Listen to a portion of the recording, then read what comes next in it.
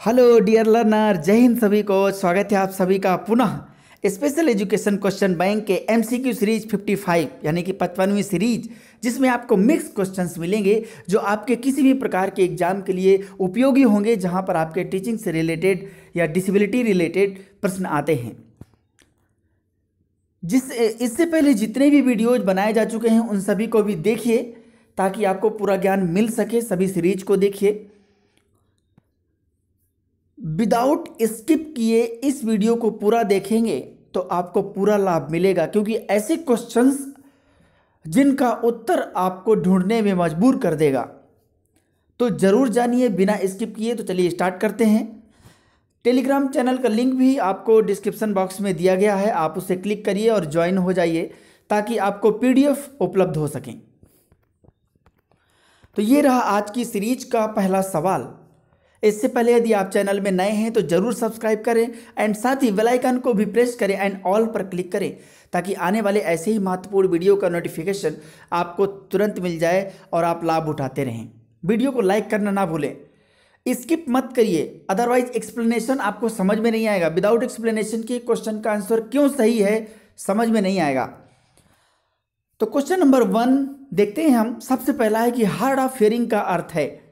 Hard of hearing का अर्थ आप जानते होंगे, लेकिन यदि क्वेश्चन आपके एग्जाम में आ गया और वहां पर आपके सामने 4 ऑप्शंस हैं, ये ऑप्शन ए, सुनने की कठिनाई को ठीक किया जा सकता है। ऑप्शन बी, भाषा विकास नहीं हो सकता है। ऑप्शन सी, पूर्ण रूप से श्रवण दोष।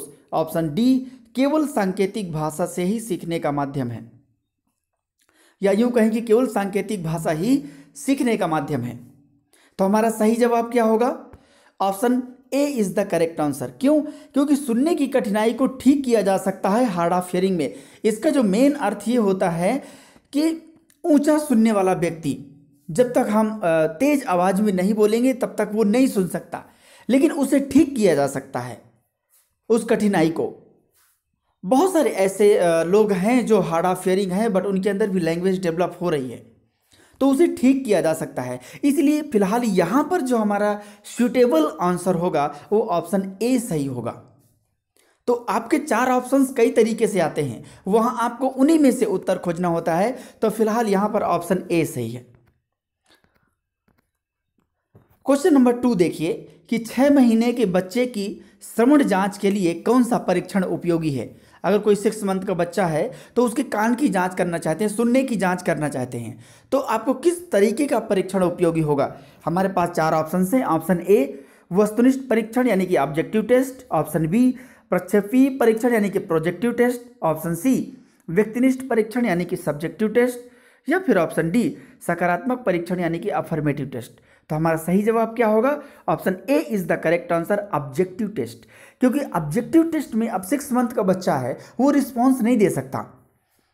अगर हम सब्जेक्टिव टेस्ट लगाएंगे, जैसे कि सपोज अगर पीटीए करते हैं, तो पीटीए में क्या होता है, बच्चों को एक्टिव रहना पड़ता है। लेकिन ऑब्जेक्टिव टेस्ट में क्या है, बच्चा आराम से रहेगा और मशीन उस पर लगा दी जाएगी, मशीन अपना खुद ही काम कर लेगी, जो भी उसे जज करना है वो जज करके रिजल्ट दे देगी। तो इसलिए हम उसको ऑब्जेक्टिव टेस्ट कहते हैं। तो 6 मंथ के बच्चे के लिए हम ऑब्जेक्टिव टेस्ट लागू करते हैं, इसलिए ऑप्शन ए सही है। अब देखिए क्वेश्चन नंबर 3 कि वक्ता के द्वारा संदर्भित रूप में अधिक देर तक वक्तव्य देना किसे प्रदर्शित करता है।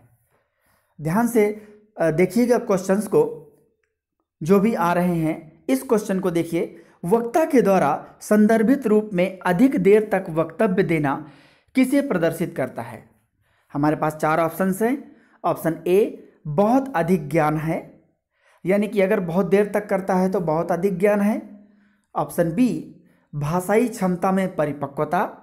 ऑप्शन सी, सामाजिक विकास अच्छा है, या फिर ऑप्शन डी, मानसिक विकास अच्छा है।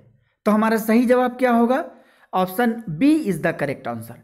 भाषाई क्षमता में परिपक्वता है, इसलिए वो इतनी देर तक वक्तव्य दे सकता है। देखिए बहुत, जैसे कि ऑप्शन ए क्यों नहीं सही है, बहुत अधिक ज्ञान है।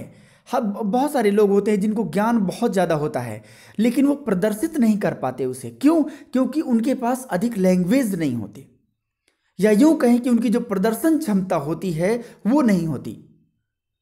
सी क्यों नहीं सही? क्योंकि सामाजिक विकास अच्छा है, बहुत अच्छे तरीके से व्यवहार कर लेता है, लेकिन उसे व्यक्त नहीं कर पाता, वक्तव्य नहीं दे पाता। ऑप्शन डी क्यों नहीं सही? मानसिक विकास बहुत अच्छा है, बहुत बढ़िया, बहुत ज्ञानात्मक तरीका है, लेकिन जब तक वो अच्छे तरीके से भाषाई क्षमता में परिपक्व नहीं होगा, क्योंकि कुछ भी हो जाए, हमें प्रदर्शन देने के लिए, वक्तव्य देने के लिए हमारी भाषाई क्षमता का होना जरूरी है। बिना भाषा के आप वक्तव्य नहीं दे सकते। यानी कि आप कोई भी प्रेजेंटेशन देंगे, आपके लिए भाषा अनिवार्य है, विदाउट भाषा के आप नहीं दे सकते, इसलिए भाषा में परिपक्वता होना बहुत जरूरी है।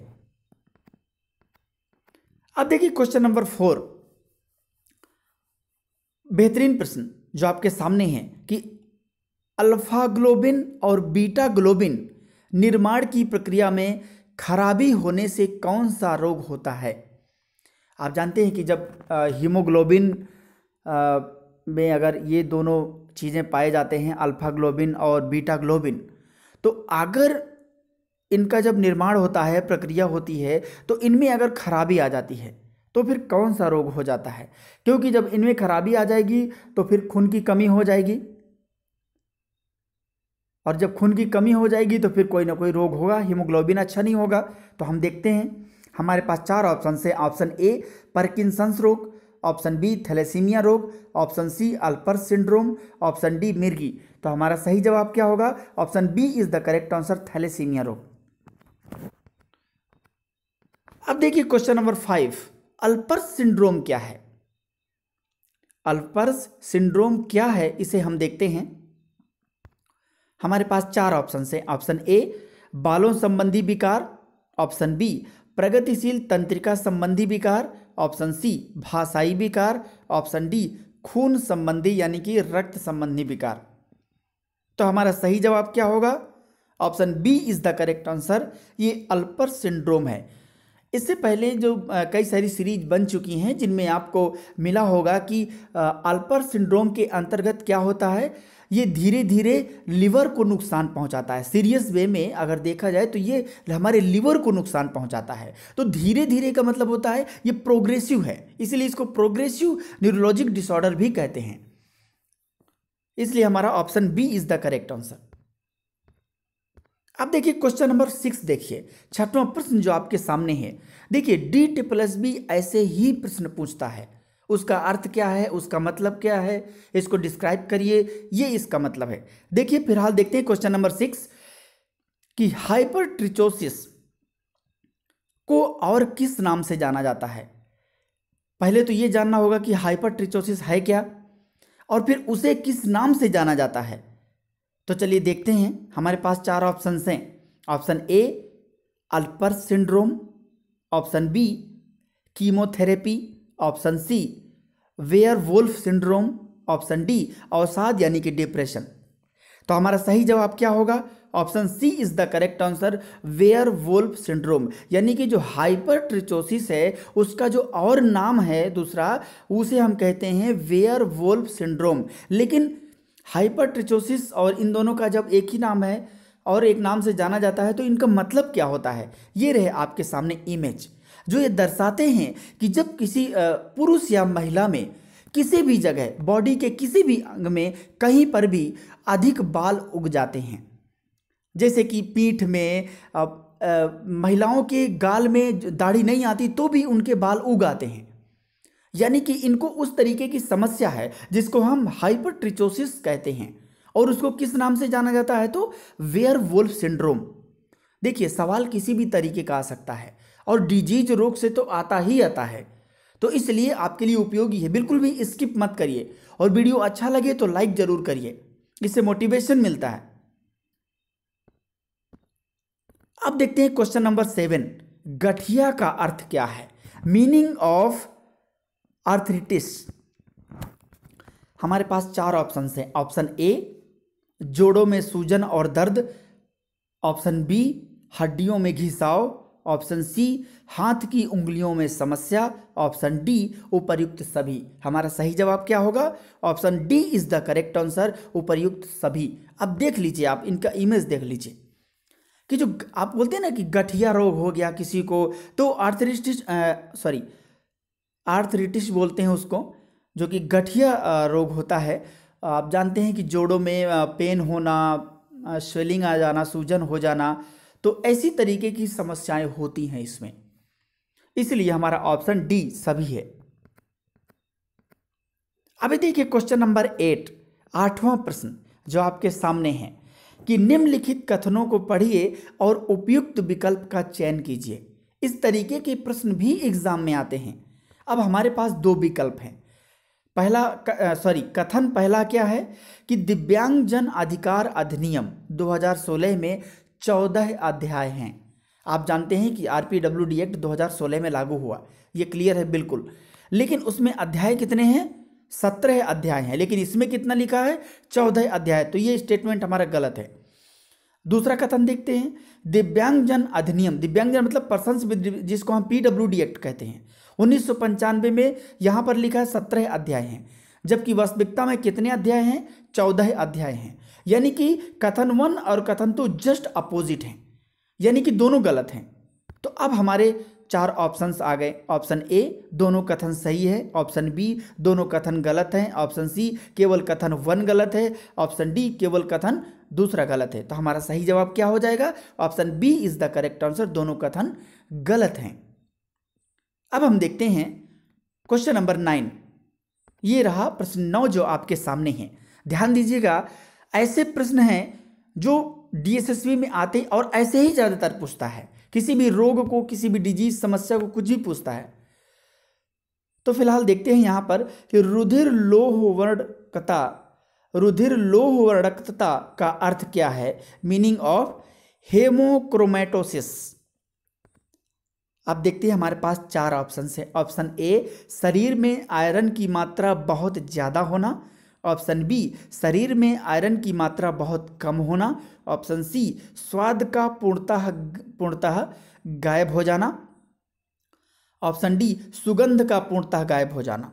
तो हमारे पास 4 ऑप्शंस में सही जवाब क्या है? Option A is the correct answer. शरीर में आयरन की मात्रा बहुत ज़्यादा जब हो जाती है तो उसे हम क्या कहते हैं? हीमोक्रोमेटोसिस।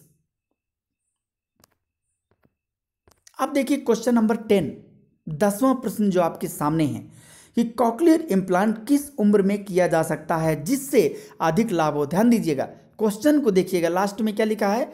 जिससे अधिक लाभ हो। तो किस उम्र में किया जा सकता है? हमारे पास 4 ऑप्शन है। ऑप्शन ए लगभग 15 वर्ष, ऑप्शन बी लगभग 20 वर्ष, ऑप्शन सी लगभग 5 वर्ष, ऑप्शन डी लगभग 60 यानी कि 60 वर्ष। हमारा सही जवाब क्या होगा? Option C is the correct answer, लगभग 5 वर्ष। देखिए ये क्या होता है, ऑपरेशन के द्वारा हम लगाते हैं ताकि अब आप देखिए कि उस समय जो मसल्स होती है वो नरम होना चाहिए, साथ ही उस समय एक्टिव रहता है तो जल्दी सीख सकता है। लेकिन अधिक उम्र में जब करते हैं तो उतना लाभदायक नहीं होता है। अकॉर्डिंग टू आइडियोलॉजिस्ट और जो भी इम्प्लांट करते हैं, तो अगर उम्र 5 से 7 साल होती है तो अच्छा रहता है, मीन्स कि लाभ अधिक होता है, लैंग्वेज डेवलपमेंट होने के अधिक चांसेस रहते हैं। इसलिए क्वेश्चन नंबर 10 का जो हमारा सही जवाब है option C is the correct answer. अब देखिए क्वेश्चन नंबर 11, ओबेसिटी का अर्थ है, हमारे पास 4 ऑप्शन है। ऑप्शन ए शरीर में अत्यधिक वसा के कारण होने वाला विकार।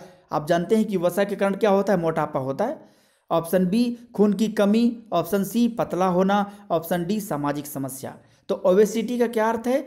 हमारे पास 4 ऑप्शंस में से सही जवाब क्या होगा? Option A is the correct answer, शरीर में अत्यधिक वसा के कारण होने वाला विकार जिसे हम ओबेसिटी कहते हैं, मोटापा कहते हैं।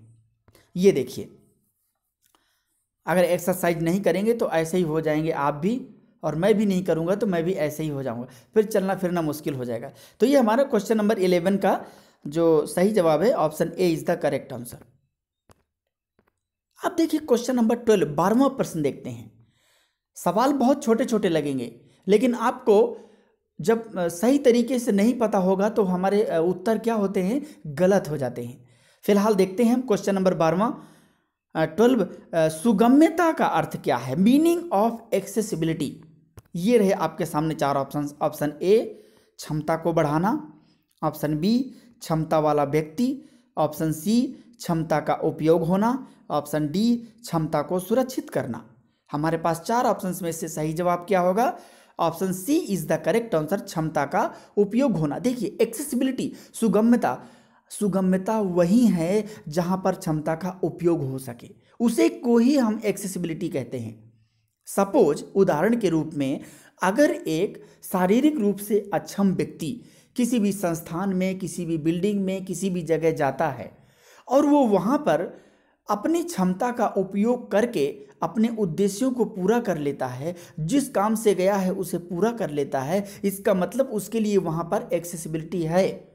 और अगर वो नहीं पूरा कर पाता, वहाँ नहीं मूव कर पाता, नहीं एक स्थान से दूसरे स्थान तक जा पाता, तो इसका मतलब उसने अपनी क्षमता का उपयोग नहीं कर पाया, इसका मतलब वहाँ पर एक्सेसिबिलिटी नहीं है। तो इसलिए क्वेश्चन नंबर 12वां का सही जवाब क्या होगा? Option C is the correct answer, क्षमता का उपयोग होना ही एक्सेसिबिलिटी कहलाता है। क्वेश्चन नंबर 13वां देखिए, 13वां प्रश्न देखिए कि सिस्टिक फाइब्रोसिस का क्या अर्थ है? ऐसे ही एग्जाम में पूछता है, सिर्फ अर्थ पूछ लेगा और हमको मीनिंग ही पता नहीं होता कि किससे संबंधित है। तो फिलहाल देखते हैं सिस्टिक फाइब्रोसिस का क्या अर्थ है। हमारे पास चार ऑप्शन है। ऑप्शन ए पेट की नसों से संबंधित विकास, ये जहां पर ये विकास लिखा है ना, यहां पर हमारा विकार होगा। जहां पर ए ऑप्शन में पेट की नसों से संबंधित विकास लिखा है ना, यहां पर विकार होगा। तो इंग्लिश बदल जाएगी, विकास को जहां डेवलपमेंट लिखा है वहां विकार में डिसऑर्डर हो जाएगा। ठीक है। ऑप्शन बी देखिए मानसिक रूप से समस्या यानी कि मेंटल प्रॉब्लम। ऑप्शन सी फेफड़ों और पाचन तंत्र को नुकसान पहुंचाने वाला एक जानलेवा विकार।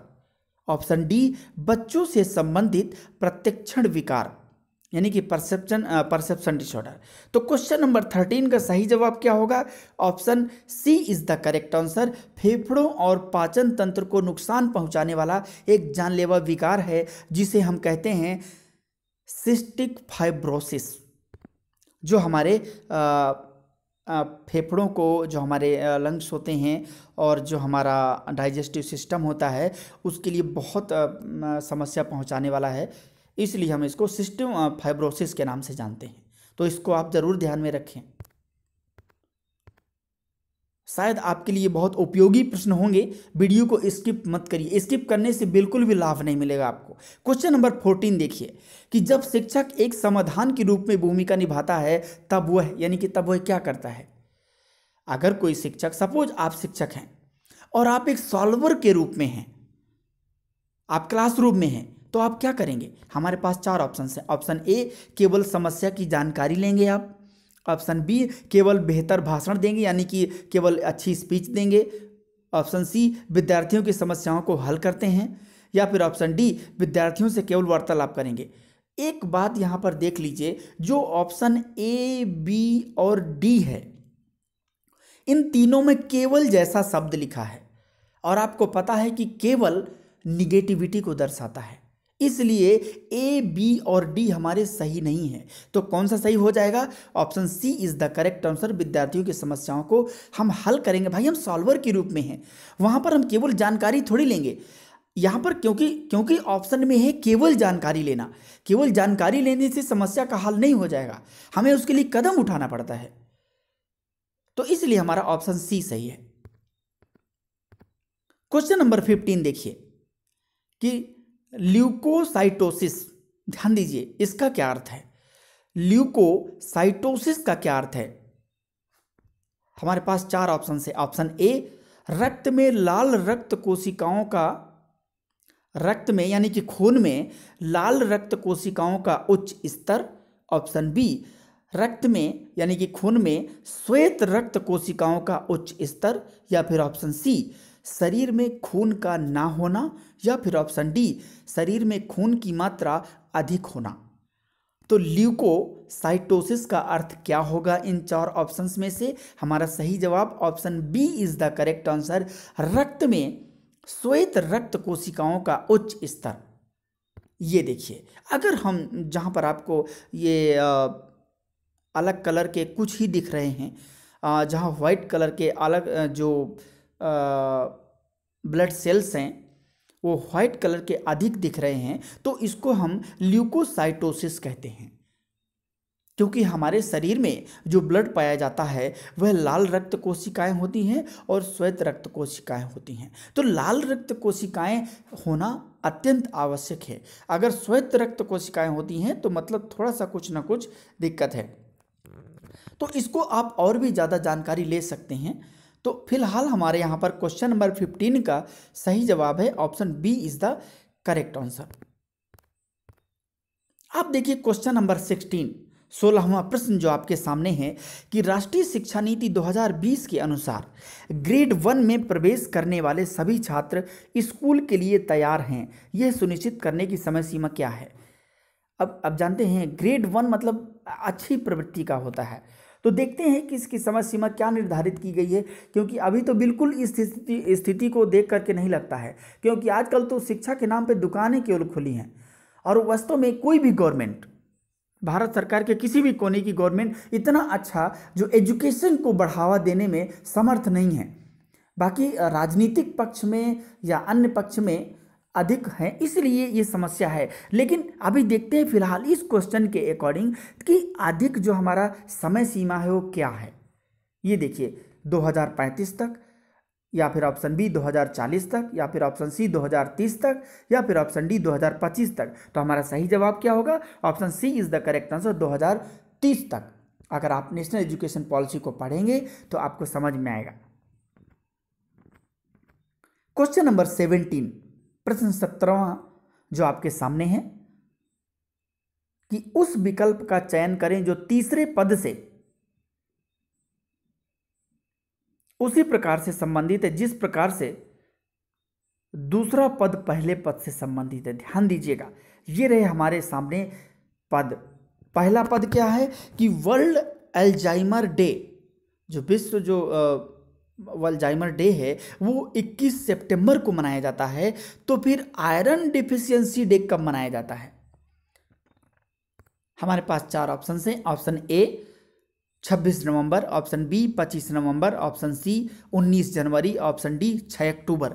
हमारा सही जवाब क्या होगा? Option A is the correct answer. 26 नवंबर को आयरन डिफिशियंसी डे मनाया जाता है, यानी कि आयरन की जो कमी होती है वो दिवस मनाया जाता है। और ये मनाने का जो कारण होता है कि हम इनसे संबंधित जागरूकता फैलाएंगे ताकि ऐसी समस्या ज़्यादा ना बढ़ पाए, ना फैल पाए और इसे नियंत्रित किया जा सके, रोका जा सके। इसलिए ये डे मनाए जाते हैं। केवल लड्डू खाने पानी पीने के लिए नहीं मनाए जाते हैं। आप इस चीज़ को बहुत अच्छे से जानते हैं। तो फिलहाल यहाँ क्वेश्चन नंबर 17 का सही जवाब क्या होगा? ऑप्शन ए 26 नवंबर। अभी देखिए क्वेश्चन नंबर 18वां प्रश्न क्या कहता है कि स्वलीनता के पूर्ण नाम में एस का क्या मतलब है? आप जानते हैं स्वलीनता को इंग्लिश में ऑटिज्म कहते हैं, AUTISM। उसमें से एस का क्या मतलब है? इसका फुल फॉर्म पूरा मिल जाएगा आपको यदि आप वीडियो के चैनल के प्लेलिस्ट में जाएंगे और डिसेबिलिटी रिलेटेड वीडियो में आपको स्वलीनता से संबंधित 2 या 3 पार्ट में आपको वीडियो मिलेगा। आपको पूरी जानकारी, थ्योरेटिकल वीडियो आपको मिल जाएगा, तो वहाँ से आप पूरी प्राप्त कर सकते हैं। तो फिलहाल हम यहाँ पर ऑटिज्म के एस का क्या मतलब है वो देखते हैं। हमारे पास 4 ऑप्शन हैं। ऑप्शन ए सरल व्यवहार यानी कि सिंपल बिहेवियर, ऑप्शन बी अजीब सा व्यवहार यानी कि स्ट्रेंज बिहेवियर, ऑप्शन सी यानी कि सामाजिक आराम यानी कि सोशल कंफर्ट, या फिर ऑप्शन डी उपयुक्त व्यवहार यानी कि सुइटेबल बिहेवियर। तो हमारा सही जवाब क्या होगा? Option B is the correct answer, अजीब सा व्यवहार, बड़ा स्ट्रेंज बिहेवियर करता है। अजीब सा मतलब कोई घर में आ गया और अगर ऑटिज्म से रिलेटेड बच्चा है, क्योंकि उसे ये नहीं पता होता कि किससे कैसा व्यवहार करना है। उसका एक कारण है क्योंकि ये एलोननेस इनके अंदर है, जो स्वयं में खोए रहने से। और आप जानते हैं कि जो व्यक्ति स्वयं में खोया रहेगा और समाज से अंतःक्रिया नहीं करेगा, इंटरेक्शन नहीं होगा, कम्युनिकेशन नहीं होगा, तो वह ना तो समाज के नियम कानून कायदे कुछ नहीं जान पाएगा, लैंग्वेज का डेवलपमेंट नहीं होगा, व्यवहारिक गुणवत्ता में वृद्धि नहीं होगी तो वो दूसरे के साथ अच्छा व्यवहार नहीं कर पाएगा। इसलिए जरूरी होता है कि अच्छा व्यवहार सिखाएं। लेकिन यहाँ पर जो हमारा क्वेश्चन है कि इसका क्या मतलब है, तो option B is the correct answer, अजीब सा व्यवहार, स्ट्रेंज बिहेवियर एस का मतलब है। अब देखिए क्वेश्चन नंबर 19वां प्रश्न क्या कहता है कि किस दर्शन के अनुसार चेतना का आत्मा से कोई संबंध नहीं है। चेतना क्या है हमारा, जो हमारा कॉन्शियस होता है। आप जानते हैं हमारे मन का ही एक भाग है चेतन मन, अवचेतन मन और अचेतन मन। आप जानते हैं इस चीज को। तो चेतना का सोल यानी कि आत्मा से कोई संबंध नहीं है, तो ये किस दर्शन के अनुसार कहा गया है। हमारे पास 4 ऑप्शन हैं। ऑप्शन ए सांख्य दर्शन, ऑप्शन बी चारवाक दर्शन, ऑप्शन सी अद्वैत दर्शन या फिर ऑप्शन डी वैशेषिक दर्शन। हमारा सही जवाब क्या होगा, option B is the correct answer. Charvaka दर्शन ये मानता है कि चेतना का आत्मा से कोई संबंध नहीं है। क्वेश्चन नंबर 20वां प्रश्न जो आपके सामने है कि निम्नलिखित कथनों को पढ़िए और उपयुक्त विकल्प का चयन कीजिए। हमारे पास 2 कथन हैं। पहला कथन क्या है कि क्रियात्मक शोध का अर्थ स्थानीय सेटिंग में समाधान से है। यानी कि अगर कोई शिक्षक है और शिक्षा से संबंधित समस्याओं को, अपने विद्यालय की शिक्षा से संबंधित समस्याओं का समाधान कर देता है, तो इसका मतलब उसने क्या किया, एक्शन रिसर्च। उसने सिस्टमैटिक वे में जा करके एक एक्शन रिसर्च किया कि वास्तव में यहाँ की प्रॉब्लम क्या है, कि बच्चे क्यों नहीं सीख पा रहे हैं, आखिर मेन रीजन क्या है। तो वहाँ का जब समाधान कर, that is called action research. तो ये क्रियात्मक शोध होता है। कथन दूसरा क्या कहता है कि शुद्ध शोध का अर्थ केवल सिद्धांत निर्माण से है। ये भी बिल्कुल सही है, ऊपर वाला भी सही है, दूसरा भी सही है, क्योंकि प्योर रिसर्च जिसके हम फंडामेंटल रिसर्च कहते हैं उसको हम, इसका मतलब सिर्फ होता है सिद्धांतों का निर्माण कर देना। इससे कोई मतलब नहीं है कि उसका फायदा होगा या नहीं होगा। ये एक छोटे बच्चे के समान होता है। जैसे कि छोटे बच्चे कुछ भी कर देते हैं ना, सिर्फ करने से मतलब है, रिजल्ट क्या होगा, नुकसान क्या होगा, अच्छा क्या होगा, उससे कोई मतलब नहीं। तो इसलिए दोनों कथन सही हैं। तो सीधी सी बात है, हमारे 4 ऑप्शंस में से सही जवाब पहला ऑप्शन है कि दोनों कथन सही हैं, ऑप्शन बी दोनों कथन गलत हैं, ऑप्शन सी केवल कथन 1 गलत है, ऑप्शन डी केवल कथन 2 गलत है। इन 4 में से सही जवाब क्या होगा, ऑप्शन ए, क्योंकि दोनों कथन सही हैं। तो ये आज के 20 क्वेश्चंस, मुझे उम्मीद है कि आपको ये क्वेश्चंस पसंद आए होंगे, क्योंकि इसमें ऐसे प्रश्न हैं जो ऐसे ही पूछे जाते हैं एग्जाम में, जिसमें आपको दर्शन से रिलेटेड भी, रिसर्च से रिलेटेड भी, टीचिंग से रिलेटेड भी और डिजीज और डिसेबिलिटी से रिलेटेड भी क्वेश्चंस है, जिसमें मैंने शुरू में बताया था कि इसमें मिक्स क्वेश्चंस मिलेंगे। अगर आपको वीडियो अच्छा लगे तो लाइक जरूर करिए, कमेंट करके जरूर बताइए कि आपको वीडियो कैसा लगा और आप कितने क्वेश्चंस को हल कर पाए, कितने आप जानते थे, कितने आपके लिए न्यू थे, ये भी आप कमेंट में जरूर बताएं। और अगर ज़्यादा अच्छा लग जाए आपको तो दोस्तों तक भी पहुंचा दें, शेयर कर दें, ताकि उनको भी लाभ मिल जाए और वो भी एग्ज़ाम को क्रैक कर सकें। एप्लीकेशन बेस्ड थिंकिंग रखिए। तो ये आज के 20 questions. Thank you so much. तब तक के लिए जय हिंद। मिलते हैं नेक्स्ट वीडियो में।